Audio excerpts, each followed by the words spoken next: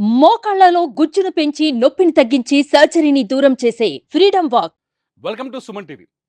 తెలంగాణ రాజముద్రపై రాజకీయ దుమారం మొదలైంది. తెలంగాణ రాజముద్రని మారుస్తున్నారు అంటూ బీఆర్ఎస్ ఆందోళన బాట పట్టింది.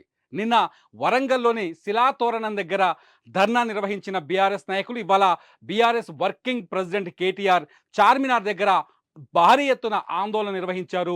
తెలంగాణ రాజముద్రలో మార్పులను వ్యతిరేకిస్తూ రేవంత్ రెడ్డి సర్కారుపై దుమ్మెత్తిపోశారు. తెలంగాణ రాజముద్రని మన స్క్రీన్ పైన చూస్తున్నాం.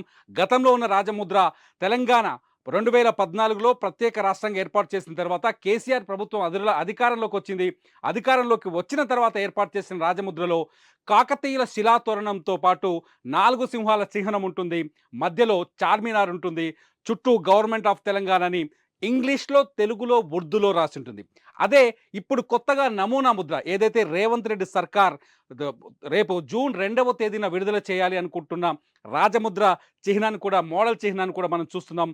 ఇందులో గతంలో ఉన్న చిహ్నాలని తొలగించి స్పష్టంగా కనిపిస్తుంది. ఇందులో కేవలం అమరవీరుల స్తూపంతో పాటు 4 సింహాల చిహ్నం, అశోక చక్రంతో కూడిన 4 ప్రభుత్వ అధికారిక గుర్తింపు స్టాంపు, 4 సింహాల చిహ్నం మాత్రమే కనిపిస్తోంది. తెలంగాణ ప్రభుత్వాన్ని తెలుగులో, ఇంగ్లీష్‌లో, హిందీలో, ఉర్దూలో కనిపిస్తోంది. ఈ కొత్త చిహ్నాన్ని రేపు రేవంత్ రెడ్డి సర్కార్ విడుదల చేయడానికి ఏర్పాట్లు చేస్తున్నట్టుగా తెలుస్తోంది. అయితే గత ప్రభుత్వం, కేసీఆర్ ప్రభుత్వం రూపొందించిన చిహ్నంలో కాకతీయుల శిలాతోరణం, చార్మినార్‌ని రూపం పెట్టడం వెనుక చాలా చరిత్ర ఉంది. తెలంగాణ అంటేనే కాకతీయులు, అట్లాగే హైదరాబాద్‌లో చార్మినార్ గుర్తుకొస్తుంది. అందుకోసమనే ఆ రోజు తెలంగాణకు చిహ్నంగా తెలంగాణ రాజముద్రలో కాకతీయుల శిలాతోరణానితో పాటు గా చార్మినార్ చిహ్నాన్ని కూడా పెట్టామని చెప్పేసి గతంలో ప్రభుత్వం వివరణ ఇచ్చింది. దాన్ని తెలంగాణ సమాజం కూడా అప్పట్లో అంగీకరించినట్టుగా ప్రభుత్వం చెప్పింది. నాటి ప్రభుత్వం చెప్పింది. కాకపోతే ఇప్పుడు మొత్తం పూర్తిగా మారిపోయింది. అంటే కాకతీయులు తెలంగాణ సమాజంలో కాకతీయుల పాత్ర చాలా పెద్దది. కాకతీయులు తెలంగాణ ప్రాంతాన్ని కొన్ని వేల సంవత్సరాలు ఏలారు. కాకతీయులు చేసిన అభివృద్ధి కార్యక్రమాలున్నాయి. కాకతీయులు నిర్మించిన చెరువులున్నాయి. ఆ చెరువులనే ఈసారి మిషన్ కాకతీయ కింద చెరువుల అభివృద్ధి కూడా చేసింది గత ప్రభుత్వం. కాకతీయులు తెలంగాణ సమాజ అభివృద్ధి కోసం ఎంతో కృషి చేశారు. అందులో భాగంగానే కాకతీయుల శిలాతోరణాన్ని ఆ రోజు రాజముద్రలో ఏర్పాటు చేసినట్టుగా అప్పటి ప్రభుత్వం వివరణ ఇచ్చింది. అట్లాగే హైదరాబాద్ అంటే చార్మినార్ అనేది హైదరాబాద్‌కు చిహ్నం. చార్మినార్‌లో గతంలో ఇక్కడి పరిపాలన రాజులు ప్లేగు వ్యాధి తర్వాత, ప్లేగును జయించిన తర్వాత నిర్మించిన ఒక చిహ్నం. ఆ చార్మినార్‌ని హైదరాబాద్ చరిత్రకి ఆ చార్మినార్‌కి సంబంధం ఉంటుంది కాబట్టి చార్మినార్‌తో పాటు ఆహ్, కాకతీయుల శిలాతోరణాన్ని రాజముద్రలో ఉంచడం సమంజసమని అప్పట్లో నిర్ణయం తీసుకున్నారు. ఆ రాజముద్రని ఉంచారు. కాకపోతే ఇప్పుడు ఆ చార్మినార్ చిహ్నాన్ని, అట్లాగే కాకతీయుల శిలాతోరణాన్ని రెండింటిని తొలగిస్తూ రేవంత్ రెడ్డి ప్రభుత్వం కొత్త చిహ్నాన్ని రూపొందించింది. ఈ కొత్త చిహ్నం పైన ఇప్పుడు దుమారం చెలరేగుతోంది. కా నే ఎ అమరవీరుల స్తూపం అంటే రేవంత్ రెడ్డి ప్రభుత్వం మొదటి నుంచి చెప్తోంది. కేసీఆర్ అధికారంలోకి వచ్చిన తర్వాత తెలంగాణ ఉద్యమకారులని, తెలంగాణ అమరులను వీళ్ళందరినీ నిర్లక్ష్యం చేశారు. ఈ నిర్లక్ష్యం వల్ల తెలంగాణలో ఎవరైతే నిజంగా ప్రత్యేక రాష్ట్రం కోసం పోరాటం చేశారో వాళ్ళు నిర్లక్ష్యానికి గురయ్యారనే ఉద్దేశంతోటే ఆ అమరవీరుల స్తూపాన్ని తీసుకొచ్చి కొత్త లోగోలో చేర్చినట్టుగా తెలుస్తుంది. మొత్తంగా ఈ వివాదం ఊహించని మలుపులు తిరుగుతోంది. తెలంగాణ సమాజం రేవంత్ రెడ్డిని అంగీకరిస్తుందా, లేకపోతే గతంలో కేసీఆర్ ప్రభుత్వం తీసుకొచ్చిన లోగోని అంగీకరిస్తుందా అనేది ఇప్పుడు అతి పెద్ద ప్రశ్నగా మారుతోంది. మొత్తంగా ఒక్క చర్చ అయితే ఇప్పుడు తెరపైకి వచ్చింది. ఇవాళ కేటీఆర్ చార్మినార్ దగ్గర భారీ ఎత్తున ఆందోళన నిర్వహించారు. తెలంగాణని తెలంగాణ చిహ్నాన్ని మార్చడాన్ని ఆయన తీవ్రంగా వ్యతిరేకించారు. కాకతీయుల చిహ్నాన్ని లోగో నుంచి తొలగించడం అంటే కాకతీయులని అవమానించినట్టే అని చెప్పుకుంటూ వచ్చారు. చార్మినార్ లోగోను తొలగించడాన్ని, హైదరాబాద్‌ని అవమానించడం అంటూ కేటీఆర్ తీవ్రమైన వ్యాఖ్యలు చేశారు. అవసరమైతే రాజముద్ర మార్పు పైన తీవ్ర స్థాయిలో ఉద్యమిస్తామని రేవంత్ రెడ్డి సర్కార్‌కి వార్నింగ్ ఇచ్చారు కేటీఆర్. దీంతో రాజముద్ర వివాదం ఇప్పుడు ఊహించని మలుపులు తిరుగుతోంది.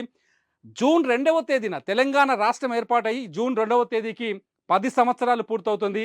ఈ దశాబ్ది ఉత్సవాల యాంగిల్‌లో ఈ వేడుకను నిర్వహించాల్సిన అవసరం ఉంది. ఈ తరుణంలో ఏకంగా రాజముద్రను మార్చడం, అట్లాగే తెలంగాణ రాష్ట్రీయ గీతాల్లో కూడా మార్పులు చేయటం కీరవాణి లాంటి ఆంధ్ర ప్రాంతానికి చెందిన మ్యూజిక్ డైరెక్టర్ని తీసుకొచ్చి ఆ గీతంలో మార్పులు మ్యూజిక్ ట్రాక్ని మార్చే ప్రయత్నం చేస్తున్నట్టు మొదటి నుంచి చర్చ జరుగుతుంది. ఈ నేపథ్యంలో ఇప్పుడు రాజముద్ర వివాదం ఎటువైపు మలుపు తిరుగుతుంది అనేది ఇప్పుడు ఆసక్తికరంగా మారింది. చూద్దాం దీనిపైన ముఖ్యమంత్రి రేవంత్ రెడ్డి ఏమైనా స్పందిస్తారా, లేకపోతే తన నిర్ణయాన్ని మార్చుకునే అవకాశం ఉందా, లేదు తన నిర్ణయం ఇలాగే కొనసాగుతుంది, కొత్తగా రూపొందించిన రాజముద్రతోటే పరిపాలన కొనసాగుతుందని ప్రకటిస్తారా? మొత్తానికి ఈ వివాదం కాస్త బీఆర్ఎస్ వర్సెస్ కాంగ్రెస్ కింద మారిపోయింది. రేవంత్ రెడ్డి ఏకపక్షంగా నిర్ణయాలు తీసుకుంటున్నారని, గతంలో కేసీఆర్ తీసుకున్న నిర్ణయాన్ని పూర్తిగా తెలంగాణ సమాజం మర్చిపోయే విధంగా నిర్ణయాలు తీసుకుంటున్నారంటూ బీఆర్ఎస్ శ్రేణులు ఆందోళన వ్యక్తం చేస్తున్నాయి.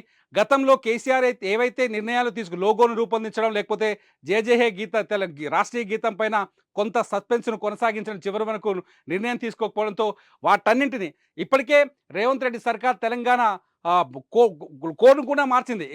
టీఎస్కు బదులు ఇక నుంచి తెలంగాణని షార్ట్ ఫామ్లో టీజీగా పిలుస్తామని చెప్పింది.